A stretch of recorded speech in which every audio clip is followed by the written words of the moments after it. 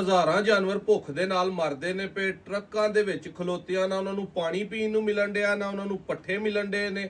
ਕਮ ਅਜ਼ ਕਮ 100-150 truck ਵਾਲਾ ਐਸਾ ਬੰਦਾ ਹੈ ਭਾਈਏ ਜਿਹੜੇ ਮੇਰੇ ਤਲਕ ਦੇ ਨਾਲ ਮੇਰੇ ਰਾਬਤੇ ਦੇ ਵਿੱਚ ਆਏ ਨੇ।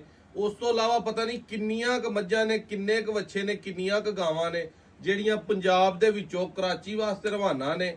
ਤੇ ਸਖਰ ਜਾ ਕੇ ਉਹ ਸਾਰੀ ਟ੍ਰੈਫਿਕ ਉੱਥੇ ਜਾਮ ਹੈ, ਨਾ ਕਿਸੇ ਪੰਜਾਬ ਦੀ ਗੱਡੀ ਦਾ ਕਰਾਚੀ ਵਾਲ ਸਿੰਧ ਵਾਲ ਸਖਰ ਤੋਂ ਅੱਗੇ ਦਾਖਲਾ ਹੈ, ਨਾ ਉਧਰ ਦੀ ਕਿਸੇ ਗੱਡੀ ਦਾ ਇੱਧਰ ਦਾਖਲਾ ਹੈ। ਦੋਸਤੋ, ਅਗਰ ਅਸੀਂ ਇਨਸਾਨ ਹੋਈਏ ਤੇ ਸਾਨੂੰ ਇਹ ਪਿੱਛੇ ਮਰੀ ਦੇ ਵਿੱਚ ਵਾਕਿਆ ਤੁਸੀਂ ਵੇਖਿਆ ਕਿ ਦੁਨੀਆ ਮਰ ਗਈ ਹੈ ਬਰਫ਼ ਪੈਣ ਦੇ ਨਾਲ। ਉਦੋਂ ਸਾਰੀ ਪੁਲਿਸ ਤੇ ਗਵਰਨਮੈਂਟ ਐਕਸ਼ਨ ਦੇ ਵਿੱਚ ਆਈ ਹੈ ਜਦੋਂ ਦੁਨੀਆ ਮਰ ਗਈ ਅੰਦਰ ਬੈਠੀ। ਇਹ ਮੱਝਾਂ ਦੋਸਤੋ 3-4 ਦਿਨ ਤੋਂ ਅੱਜ ਉੱਥੇ ਫਸੀਆਂ ਨੇ। ਸਾਡੀਆਂ ਵੀ 2 ਗੱਡੀਆਂ ਇੱਥੋਂ ਮੱਝਾਂ ਦੀਆਂ ਗਈਆਂ ਨੇ, ਲੇਕਿਨ ਅੱਲਾ ਦੇ ਫਜ਼ਲ ਦੇ ਨਾਲ ਆਪਣਾ ਤਲਕ ਵਾਸਤਾ ਹੈ ਵੇ ਅਸੀਂ ਉੱਥੇ ਘਰਾਂ ਦੇ ਵਿੱਚ ਮੱਝਾਂ ਸਟੇ ਕਰਵਾ ਦਿੱਤਾ ਹੈ। ਸਾਡੀਆਂ ਮੱਝਾਂ ਠੀਕ ਨੇ, ਪੱਠੇ ਖਾਣ ਡਈਆਂ ਨੇ, ਪਾਣੀ ਖਾਣ ਡਈਆਂ ਨੇ। ਸਾਡੇ ਵੱਲੋਂ 10 ਦਿਨ ਨਾ ਖੁੱਲੇ, ਮਹੀਨਾ ਨਾ ਖੁੱਲੇ, 6 ਮਹੀਨੇ ਨਾ ਖੁੱਲੇ, ਸਾਨੂੰ ਨਹੀਂ ਟੈਨਸ਼ਨ, ਨਾ ਸਾਨੂੰ ਕੋਈ ਪਰੇਸ਼ਾਨੀ ਹੈ। ਜਦੋਂ ਖੁੱਲੇਗਾ ਉਦੋਂ ਮੱਝਾਂ ਉੱਥੇ ਟੁਰ ਜਾਣਗੀਆਂ ਜਾਂ ਅਸੀਂ ਵਾਪਸ ਮੰਗਵਾ ਲਾਂਗੇ। ਜਿਹੜੇ ਅਨਨੋਨ ਬੰਦੇ ਨੇ ਜਿਨ੍ਹਾਂ ਦਾ ਤਲਕ ਵਾਸਤਾ ਕੋਈ ਨਹੀਂ, ਵਿਚਾਰੇ ਕਰਾਚੀ ਦੇ ਨੇ ਜਾਂ ਪੰਜਾਬ ਦੇ ਨੇ, ਆਪਣਾ ਮਾਲ ਉਹਨਾਂ ਉਧਾਰ ਵੇਚਿਆ ਜਾਂ ਜਾ ਕੇ ਪੈਸੇ ਲਿਆਉਣੇ ਨੇ, ਉਹਨਾਂ ਦੇ ਦੋਸਤੋ ਹਜ਼ਾਰਾਂ ਬੱਚੇ ਇਸ ਟਾਈਮ ਸੱਖਰ ਫਸੇ ਨੇ, ਹਜ਼ਾਰਾਂ ਮੱਝਾਂ, ਹਜ਼ਾਰਾਂ ਗਾਵਾਂ ਉੱਥੇ ਮਰਨ ਡਈਆਂ ਨੇ। ਉਹਨਾਂ ਨੂੰ ਕੋਈ ਪਾਣੀ ਪਿਲਾਉਣ ਵਾਲਾ ਨਹੀਂ, ਕੋਈ ਉਹਨਾਂ ਨੂੰ ਪੱਠੇ ਖਵਾਉਣ ਵਾਲਾ ਨਹੀਂ। 100ਵਾਂ ਦੇ ਹਿਸਾਬ ਨਾਲ ਵੀਡੀਓ WhatsApp ਤੇ ਮੈਨੂੰ ਸ਼ੇਅਰ ਹੋਈਆਂ ਨੇ। ਗਵਰਨਮੈਂਟ ਅੱਗੇ ਹੱਥ ਜੋੜ ਕੇ ਅਪੀਲ ਹੈ ਕਿ ਤੁਹਾਡਾ ਜੋ ਵੀ ਗਿਲਾ, ਜੋ ਵੀ ਸ਼ਿਕਵਾ, ਜੋ ਵੀ ਤੁਹਾਡਾ ਸਿਆਪਾ ਹੈ, ਸਾਨੂੰ ਇਸ ਚੱਕਰ 'ਚ ਪੈਣ ਦੀ ਨਹੀਂ ਜ਼ਰੂਰਤ।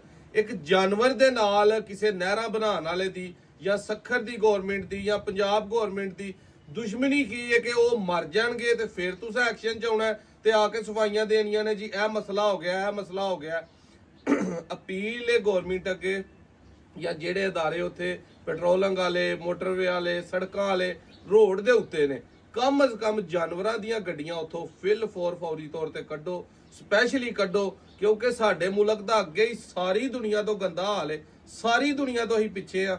ਪੂਰੀ ਦੁਨੀਆ ਦੇ ਵਿੱਚ ਪਾਕਿਸਤਾਨ ਹੀ ਮੈਨਾਬਾਦ ਮੁਲਕ ਹੈ ਜਿੱਥੇ 1 ਨੰਬਰ ਤੇ ਛੱਡ ਕੇ 2 ਨੰਬਰ ਵੀ ਸ਼ਾਇਦ ਨਹੀਂ ਲੱਭਦੀ, ਕੋਈ 10, 15, 20 ਨੰਬਰ ਸ਼ਾਇਦ ਲੱਭਦੀ ਹੈ। 2 ਨੰਬਰੀ ਦੇ ਵਿੱਚ ਤੇ ਜ਼ੁਲਮ ਦੇ ਵਿੱਚ, ਝੂਠ ਫਰਾਡ ਦੇ ਵਿੱਚ ਹੀ ਸਾਰੀ ਦੁਨੀਆ ਨੂੰ ਪਿੱਛੇ ਕੱਟ ਗਿਆ। ਸਾਡੀ ਗਵਰਨਮੈਂਟ ਵੀ ਤੇ ਅਸੀਂ ਵੀ, ਸਾਰੀ ਆਵਾਮ। ਤੇ ਇਹ ਜ਼ੁਲਮ ਜਾਨਵਰਾਂ ਦਾ ਜਿਹੜਾ ਸਾਡੇ ਉੱਤੇ ਪੈਂਦਾ ਨਾ, ਇਹ ਹੀ ਸਾਨੂੰ ਗਲਤ ਪਾਸੇ ਵੱਲ ਖੜਦਾ। ਯਕੀਨ ਮੰਨੋ, ਤਰਸ ਆਉਂਦਾ ਹੈ ਉਹਨਾਂ ਜਾਨਵਰਾਂ ਦੇ ਉੱਤੇ।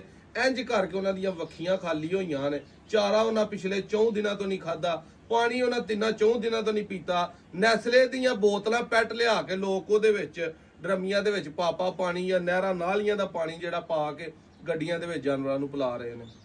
ਇਹ ਵੀਡੀਓ ਦੋਸਤੋ ਲਾਜ਼ਮੀ ਸ਼ੇਅਰ ਕਰਿਓ।